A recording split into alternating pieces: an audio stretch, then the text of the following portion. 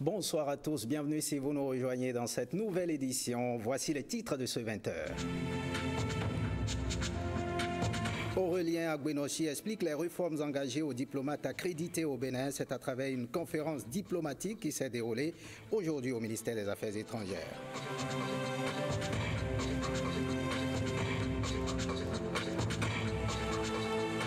Réunion interparlementaire, les parlementaires de l'espace UEMOA échangent sur les questions liées au budget CIP de l'Union.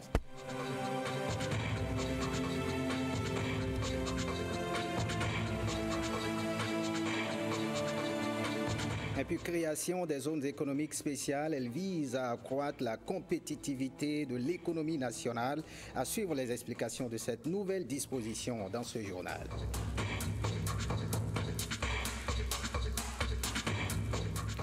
Bienvenue, si vous nous rejoignez, les rumeurs sur la santé du chef de l'État béninois se sont fait inviter à la conférence diplomatique du ministre des Affaires étrangères. Le chef de l'État se porte comme un charme. C'est par cette formule qu'Aurélien Agbenossi, le chef de la diplomatie, coupe court aux polémiques. On l'écoute ici au micro de Osias Sonovo. Je voudrais dire très simplement que le président de la République n'est pas parti précipitamment de Cotonou. Et je voudrais dire que le président de la République n'est pas malade. Je suis en contact avec lui, il se porte comme charme. Et ce qu'on dit sur les réseaux sociaux, c'est un peu de l'interprétation. Passons à présent à cette conférence diplomatique au ministère des Affaires étrangères. Le ministre Aurélien Agbenossi a invité les diplomates accrédités au Bénin pour leur expliquer donc une exposition des réformes engagées afin d'attirer les investisseurs et pour soutenir ces réformes, les prouesses de la diplomatie économique. Osias Sonovo. Face à la presse et aux diplomates, le ministre des Affaires étrangères expose les premiers succès engrangés par la diplomatie économique du Bénin. Un atout dans cette diplomatie économique, c'est l'expertise du ministre du Plan avec son expérience de financier international.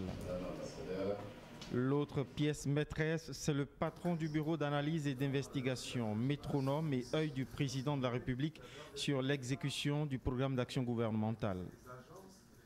Tous assurent qu'un tiers de 9 000 milliards recherchés pour le PAG sont déjà mobilisés et beaucoup de projets aux études déjà bouclées vont connaître un démarrage imminent. Toute l'action de diplomatie financière autour du PAG se mène avec une obsession, transformer l'économie et générer 500 000 emplois, avec une boussole en main, les objectifs africains de croissance agricole et les ODD. Durant toute la semaine, des parlementaires de l'espace UEMOA se retrouvent à Cotonou pour une réunion du comité interparlementaire de l'UEMOA. À l'ordre du jour de la dite réunion qui s'est ouverte hier à lundi, des sujets liés au budget du CIP UEMOA. Guillaume Avienou, Patrick Yemavo. Des parlementaires de l'espace UEMOA, l'Union économique et monétaire ouest-africaine à Cotonou, pour une réunion d'une semaine du CIP UEMOA, le comité interparlementaire de l'organisation. Une rencontre qui se consacre entre autres à l'examen de l'avant-projet d'ordre du jour de la 40e session ordinaire de l'institution, une session essentiellement budgétaire. Au cours de nos travaux, nous ferons le point de l'état d'exécution des budgets 2016 et 2017 au 31 mai 2017, l'avant-projet de budget du comité interparlementaire dans le cadre du cadre budgétaire à moyen terme 2018-2020 et planifieront les thèmes de session des réunions d'inter-sous-comité de l'année 2017. Enfin, nous passerons en revue les informations sur la situation socio-politique dans les États membres de l'Union.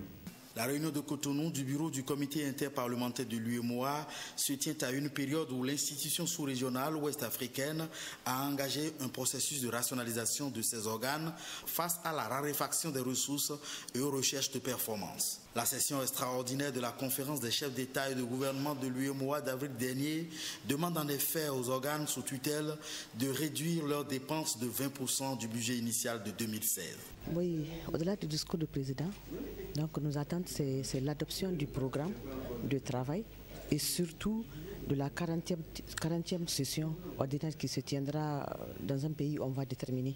Notre sous-région traverse des situations assez difficiles par endroits et notre institution doit s'en préoccuper et faire des recommandations au pays donc, de 2 mois.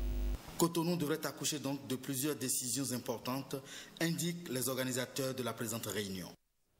Les problèmes liés à la qualité des produits et services constituent une contrainte majeure de conquête des marchés aussi bien au niveau régional qu'international. C'est pour corriger ce fait que la commission de la CEDEAO a initié un prix pour promouvoir la culture de la qualité au sein des entreprises de la sous-région. Ce mardi, les responsables de la dite commission se sont retrouvés à l'Infosec de Cotonou pour assurer les préparatifs de la CEDEAO qui aura lieu dans quelques semaines à Abidjan, en Côte d'Ivoire. Le reportage de Alexis Segwemont et Marie-Louise Perrin.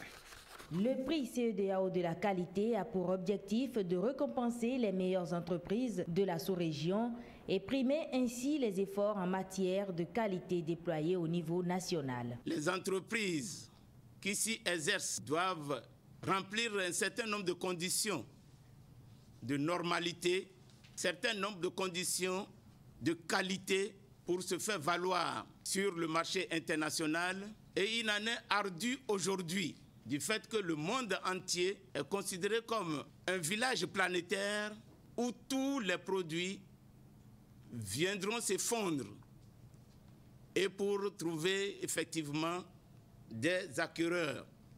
L'objectif général poursuivi en organisant cette compétition régionale est de contribuer à avoir le même niveau de qualité au niveau des entreprises de l'espace. Pour y parvenir, nous devons harmoniser nos méthodes de travail afin d'obtenir une infrastructure qualité uniforme dans l'espace communautaire. Pour l'organisation de la première édition du prix CEDEAO de la qualité, les audits qualité régionaux sont en cours et le Bénin a déjà ses 3 représentants. Il s'agit de la pharmacie Abattoir, AGETIP Bénin et de l'entreprise Colas. Les prix de la qualité à l'échelle nationale et régionale sont un vecteur de sensibilisation des décideurs et des consommateurs sur le rôle primordial de la qualité, y compris dans le quotidien de tous. Voyons cette nouvelle disposition à présent. Le Bénin dispose depuis le 18 août 2017 de la loi numéro 2017 fixant le régime de zone spéciale, une législation qui vise à accroître la compétitivité de l'économie nationale à travers la mise en place d'une politique d'incitation des investissements dans des pôles économiques spécifiques. Mais de quoi retourne cette disposition en attendant sa promulgation? Suivons donc les explications de ce député. Il est au micro de Ulvaeus Balogun. Le 18 avril, on a délibéré à l'Assemblée nationale et adopté la loi fixant le régime des zones économiques spéciales. Et effectivement, dans notre pays, il y avait la zone franche industrielle. Mais la création des zones économiques spéciales vient maintenant renforcer la zone franche industrielle et donne plus d'ouverture, plus d'opportunités au gouvernement de pouvoir délimiter ces zones-là, tenant compte des différents pôles économiques. Je prends l'exemple d'Aladap qui est reconnu producteur d'ananas. Si l'État décide de créer une usine de transformation, par exemple, et crée la zone économique spéciale proche d'Aladap, par exemple, ça va être une facilité pour l'installation donc de ces usines. La création de ces zones économiques spéciales se fait par décret pris en Conseil des ministres. Donc, le gouvernement va essayer de voir l'opportunité de créer la zone économique spéciale. L'impact premier, c'est la création donc de ces emplois. Et j'invite les investisseurs nationaux à s'y intéresser.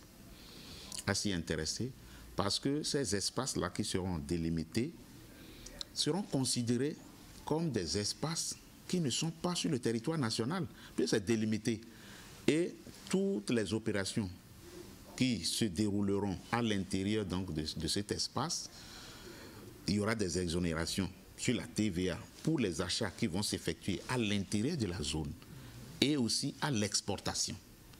C'est seulement pour les produits mis en consommation locale, c'est seulement sur ces produits-là qu'il y aura la TVA. Donc, il y a assez de facilité et aussi les procédures administratives vont être simplifiées au niveau de ces zones. Donc, c'est pour cela que j'invite les opérateurs nationaux à s'y intéresser. Autre actualité, ouverture ce matin d'un atelier de formation des systèmes financiers décentralisés sur la gestion des réseaux d'agents. Il s'agit d'une initiative du programme Microlead du PNUD en collaboration avec le consortium Alafia. Le point de la cérémonie d'ouverture avec Bruno Rotepo et Rachida Biomama. C'est un renforcement de capacité à l'endroit des acteurs du secteur de la microfinance. Durant 5 jours, ils seront outillés sur les stratégies et tactiques pouvant leur permettre d'acquérir les bonnes pratiques de gestion d'un réseau d'agents pour mieux optimiser les résultats. Cette formation qui vient en appui à celle de la semaine dernière sur les modèles d'affaires en finance numérique permettra d'étudier le cadre des contraintes des services financiers digitaux, les stratégies de financement d'un réseau d'agents, la gestion de la formation du réseau d'agents, la gestion des risques de fraude dans le cadre des services financiers digitaux. Grâce à cet atelier de formation assuré par le réseau Helix, un département de Microsoft, les institutions financières pourront facilement opérer la transition vers la finance numérique. Nombreux sont les pays émergents où la majorité de la population et des petites entreprises n'ont pas accès aux produits d'épargne ou de crédit les plus basiques. Les téléphonies numériques, en commençant par un simple téléphone portable, sont en mesure de résoudre ce problème. Les ménages comme les entreprises ont en effet la possibilité d'interagir aisément et efficacement, stimulant ainsi fortement la productivité et l'investissement, tout en favorisant l'inclusion financière. En initiant cette formation, également financée par la Fondation Mastercard, le programme Microlead du PNUD entend, en collaboration avec le consortium Alafia, davantage contribuer à la réalisation de plusieurs objectifs de développement, entre autres la réduction de la pauvreté, celle des disparités de revenus et l'accroissement de la croissance économique. Parlons à présent des frontières. Au sein de l'Union africaine, les frontières ne sont plus perçues seulement comme des barrières, mais des sources de bénéfices pour les États et des populations. Et grâce à la Journée africaine des frontières instituée depuis 2010, que le regard a changé. Demain, 7 juin, l'édition 2017 de cette journée sera célébrée sous un thème qui tient compte de la volonté d'atteindre le développement durable, le point clé du ministre de l'Intérieur rencontré par Wenceslao Savoimon. Et Jean-Claude James est ici. Regardez. Le thème retenu cette année pour la célébration de cette journée africaine des frontières est « Frontières bien sécurisées, gage d'un développement durable ». Le choix de ce thème est motivé par un contexte sous-régional marqué par des tensions et menaces de tout genre ordre, entraînant des flux migratoires importants. Ce constat amer appelle une réponse appropriée tant au niveau sécuritaire qu'au niveau de la gestion intégrée des frontières, secteur sensible et géostratégique de notre pays. Dans notre pays, le Bénin, des initiatives soutenues sont prises au fin de marquer une rupture avec l'indifférence et la marginalisation dans la perspective de faire place à la reconquête de nos espaces frontaliers longtemps ignorés, délaissés et impunément violés par la grande criminalité. C'est dans ce cadre que le gouvernement du président Talon a élevé dans le programme d'action du gouvernement la gestion intégrée des espaces frontaliers au rang de programme prioritaire. Eh bien, autre chose à présent, le Bénin accueille dès ce mercredi le 3e congrès de neurochirurgiens militaires. C'est une rencontre internationale de mise à niveau des médecins militaires sur l'art des prises en charge en temps de catastrophe ou de jeunes. Écoutons ici le commandant Hugues Gandaro. Il est au micro. Il est donc le chef service de neurochirurgie de l'hôpital d'institution des armées. Écoutons donc sa réponse.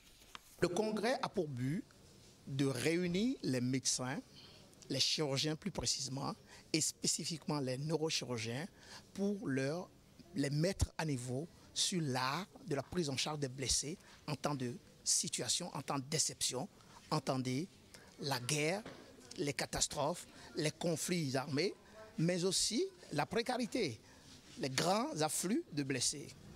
Nous sommes donc en train de préparer son congrès qui va commencer demain du 7 au 9 donc au Bénin Marina Hotel.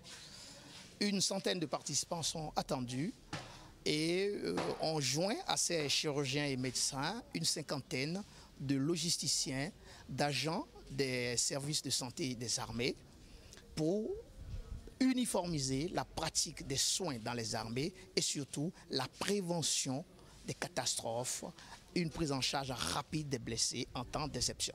C'est d'établir des liens solides avec ces hôpitaux partenaires, ces logisticiens militaires sur l'organisation, la structuration des soins, de la formation et surtout le recyclage de nos hommes.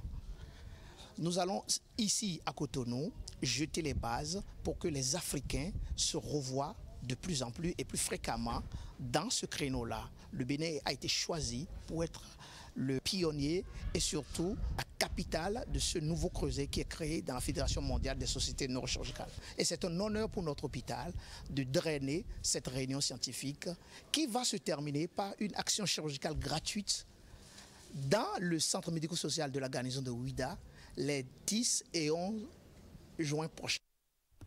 Pose de la première pierre pour ce matin à Cotonou du bâtiment devant abriter le Centre national de formation continue. La construction de cette infrastructure participe des activités du Rosalab, Réseau d'Afrique de l'Ouest de laboratoire d'analyse biomédicale, projet régional d'appui à la composante biologique médicale de l'Organisation ouest-africaine de santé. Clotilde Awekou, Rebecca Kenjaoudé et Calvado Awan.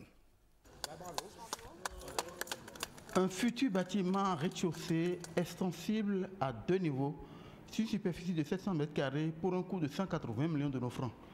Bâtiment devant abriter le Centre national de formation continue. Les récits de ce bâtiment participent des activités du Réseau d'Afrique de l'Ouest des laboratoires d'analyse biomédicale Résaolab, premier programme régional qui apporte un appui à la composante biologie médicale. Programme soutenu par la Fondation Mérieux et l'Agence française de développement. Nous pouvons nous féliciter de cette première pierre, encore plus de l'inauguration future, ainsi que de l'adoption d'une politique de développement des laboratoires de biologie médicale.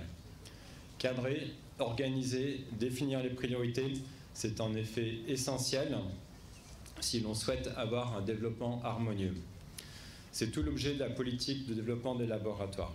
Très important d'avoir une équipe et un budget dédié pour cette discipline complexe et grandissante. Résaolab vise à améliorer dans les pays membres les capacités d'intervention des laboratoires d'analyse biomédicale à travers le renforcement des infrastructures, des équipements techniques et des formations continues en vue de favoriser une meilleure efficacité du diagnostic, du suivi individuel, du dépistage et de la surveillance épidémiologique. Le projet Résaolab, Réseau d'Afrique de l'Ouest des laboratoires d'analyse biomédicale, est né il y a 8 ans et touche 7 pays d'Afrique de l'Ouest, dont le Bénin, et a pour objectif principal l'amélioration de la santé des populations par une surveillance épidémiologique à l'aune d'une qualité des analyses biomédicales. Allons un peu plus dans la main courante où le ministre des Affaires étrangères prolonge les retrouvailles fraternelles de Grand Popo 24 heures après les festivités de non-vicha oélien à Bwinoshi a rencontré jeunes et élus locaux du terroir natal, une façon de donner sujet et sens à la fête de fraternité. Il était entouré de 3 autres collègues du gouvernement, ceux de l'enseignement supérieur, des sports et celui du cadre de vie. Un ministre à l'écoute du terroir et de ses besoins, c'est un reportage de Osias Sonovo. Nous sommes ici à la Villa Caro, à la plage de Grand Popo, sur les traces du ministre Aurélien Agbenonsi, qui est venu au nom du gouvernement se pencher sur les conditions d'existence de ses frères et sœurs du terroir natal. Une zone nichée au cœur d'un beau décor naturel, mais est-ce pour autant qu'ils vivent au paradis? Qu'espèrent ces jeunes gens élus et habitants Popo à la rencontre de l'illustre fils Aurélien Agbenonsi? Aujourd'hui, ses frères devant nous pour connaître nos préoccupations. Nous ne sommes pas prétentieux, nous ne sommes pas suffisants, mais nous sommes très ambitieux. Chiche, l'état d'esprit des officiels fait délier les langues. D'un arrondissement à l'autre s'égrènent des problèmes d'équipement et de personnel éducatif, sportif, sanitaire, énergétique, routes d'accès, valorisation touristique, érosion des terres cultivables, ensablement fatal des eaux poissonneuses. Sur le banc du gouvernement, fort de 4 ministres, des réponses s'esquissent pour l'essentiel puisées dans le programme d'action gouvernementale. Nous ferons de notre mieux pour 2017. Et on peut vous rassurer que tout sera pris en compte pour le budget 2018. Je vais y veiller particulièrement. L'engagement du président Talon est que, en 2018, les travaux de protection côtière de Grand Popo vont démarrer. Il s'agira pour nous de mettre à votre disposition des équipements, des encadreurs et surtout des ressources. Monsieur le maire, Mila Touterre, bientôt, le terrain va être fait dans de très bonnes conditions. Ce sera une infrastructure à la dimension de ce que Grand Popo est pour le chef de l'État et pour le gouvernement, une vraie cité balnéaire. Aurélien Agbenonsi conclut avec ce désir de faire que notre pays soit grand et que chacun de nos terroirs soit grand. Et au bilan des espérances soulevées, on apprécie. Je crois qu'autant que nous étions dans cette salle, nous avons été tous satisfaits. Au bout des bonnes paroles, restent les réalisations pour conjurer les souffrances et périls locaux. Eh bien, pour joindre l'acte aux paroles prometteuses, les 4 ministres sont allés inspecter un chantier éducatif à Grand Popo, celui d'un complexe de formation fondé sur l'EQF, entendez, école de qualité fondamentale, un chantier où ils sont tous impliqués. Ils sont pressés de l'inaugurer pour donner corps aux promesses faites une heure plus tôt. Ils nous disent ici ce que les habitants de Grand Popo peuvent attendre en attendant de ce chantier et dans quel délai. Écoutons-les. Donc ici, nous sommes en présence d'un chantier de ce que nous pouvons qualifier d'école de qualité fondamentale, où toutes les fonctions sont présentes. Nous avons un module administratif composé de 2 salles et 2 modules de classe. Il y a 4 salles pour donner des cours. Mais en plus de ça, il y a des installations sportives. Le chantier se déroule bien, le rythme est bon. Dans 3 mois, tout ceci sera terminé, équipement sportif compris. Moi, je souhaite l'avoir pour mon secteur de l'enseignement supérieur, y mettre des métiers qui sont de la zone, notamment des métiers qui concernent l'agriculture pour pouvoir former les gens dans les atouts de la région. C'est un modèle qui correspond parfaitement aux nouvelles orientations du gouvernement. C'est pour ça que je suis heureux de faire la visite avec mes collègues. Le chef de l'État lui-même a souhaité que désormais l'ensemble des infrastructures éducatives, scolaires, intègrent des installations sportives. Et là, c'est la deuxième que le partenaire chinois réalise avec bien sûr la participation de notre pays parce qu'il y a toujours une contrepartie nationale. Les populations, c'est très bien de leur dire que la diplomatie économique est en marche, c'est bien de leur dire que nous travaillons pour le rayonnement de notre pays, mais c'est mieux que ce rayonnement-là se traduise par des infrastructures concrètes et surtout des infrastructures de nature sociale qui répondent à des besoins sociaux de base. Et une école, il n'y a rien de tel pour faire du développement. Voyons cette fierté, 10 ans que l'émission Secret de Prospérité est diffusée. Pour marquer la célébration de cet anniversaire, le promoteur de l'émission a organisé en partenariat avec la CCIB une table ronde à Cotonou. L'objectif est d'échanger avec les étudiants sur le thème de l'entrepreneuriat. La rencontre a eu lieu ce mardi. Blaise Adampo et Brice Dibozo. C'est un forum de discussion avec les étudiants pour célébrer les 10 années d'existence de l'émission Secret de Prospérité. Le promoteur se réjouit du travail abattu au cours de la décennie. Nous avons accueilli en 10 ans une centaine de chefs d'entreprise, de dirigeants de différents horizons et d'au moins 4 continents, permettant à notre pays de voir défiler devant lui le film de la promotion des valeurs et de pratiques de leadership de différents pays. L'événement est placé sous le parrainage de la Chambre de commerce et d'industrie du Bénin.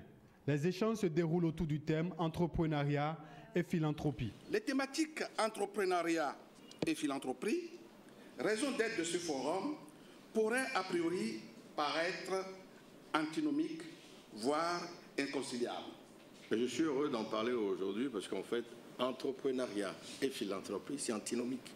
C'est important de comprendre que la philanthropie, c'est celui-là, le philanthrope, c'est celui-là qui intervient dans la vie d'autrui sans en attendre forcément un profit particulier. 2 enregistrements de l'émission sont prévus pour mettre un thème à la célébration des 10 ans de Secret de Prospérité. Culture à présent, la Fondation André Kalindokwe œuvre pour la promotion des rythmes culturels authentiques. Elle a organisé ce lundi de Pentecôte la 2e édition du festival à Arwang-Bahou Royal. Les manifestations festives ont eu lieu au CG Roueto à Bomé-Calavi. Bernol Diobé et Jérôme Mungo. Le festival à Arwang-Bahou Royal est un volet du programme d'action de la Fondation André Kalindokwe. L'objectif poursuivi, c'est la promotion des rythmes culturels authentiques. L'objectif principal que nous sommes en train de poursuivre, c'est d'abord donner un cachet spécial au rythme à Arwang-Bahou, comme on a eu le Tchenkoumé. Nous avons le Zéli modernisé, donc c'est en quelque sorte ça. Donc le Arwang-Bahou, nous voulons faire le Arwang-Bahou modernisé et aussi promouvoir le Arwang-Bahou sur tout le plan international. 3 groupes culturels ont égayé le public. Bepon de Toba, le groupe culturel de Douti et le groupe Befon de Calavi-Kota.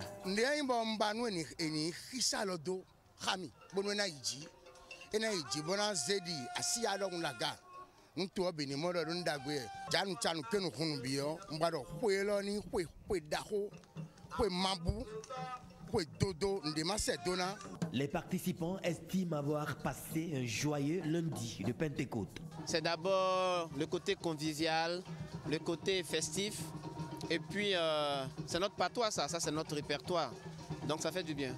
Il faut que nos airs, nous puissions en être fiers, nous puissions les régénérer, savoir les danser et les exporter. Et c'est seulement à ce prix que les maux dont nous souffrons, nous allons trouver un début de solution. Nous souffrons d'un problème de déracinement et ce festival est une bonne initiative pour nous ramener aux sources afin que nous nous portions mieux dans les années à venir. Mais ça, c'est une belle chose. On ne fait que rehausser le nom de l'Éternel à travers cette musique appelée Arwang-Bahou. Je demanderai aux jeunes de ne pas laisser tomber ce rythme. La Fondation André Kalindokwe entend pour les fois à venir élargir davantage le festival. Aux festivités, les communautés Hula et Seto ont célébré la 17e édition de Kondokpo Koutonoué ce lundi de Pentecôte, suivant le reportage de Rebecca Kenjaoundé et Brice Thiebozo. Culte d'action de grâce, offrandes et chants de louanges ont meublé la 17e édition de Kondokpo Koutonoué. Cette célébration des communautés Hula et Seto promeut la culture du vrai amour tel que prôné par le Christ. La fraternité. C'est ce qu'on peut appeler l'amour d'amitié. L'amour d'amitié. L'amour de fraternité. Cet amour qui les lie est la norme générale d'une bonne vie sociale, où la solidarité est de mise dans le partage quotidien des peines, des labeurs et des joies. Au-delà de son aspect festif et convivial, Kondokpo Koutonoué vise à unir les peuples Hula et Seto. C'est une fête des retrouvailles des fils Seto Hula. Fête qui est organisée chaque année à l'occasion du lundi de Pentecôte. Réjouissance, mais surtout solidarité. Nous sommes les autochtones de Cotonou. Il y a bel et bien les autochtones de Cotonou. Nous n'avons aucun village. Notre village, c'est Cotonou. Donc ça nous permet de nous retrouver chaque année, nous qui sommes nés à Cotonou. Donc ça nous permet de nous retrouver chaque année et de nous familiariser, de nous connaître pour assurer le développement de notre cité. Au détour de cette célébration identitaire, des ressources financières ont été mobilisées à travers une collecte de fonds. Ces fonds sont destinés à la réalisation d'infrastructures socio-communautaires dans les localités où vivent Kola et Seto. Faites ce journal, merci de l'avoir suivi. Retrouvez à partir de 23h l'édition du soir avec Héloïse Winator. À 23h30, vous parviendra votre émission Soirée Sport avec Hugues Zissozono. Merci de l'avoir suivi. Bonne suite des programmes sur l'ORTB. Passe sans vous.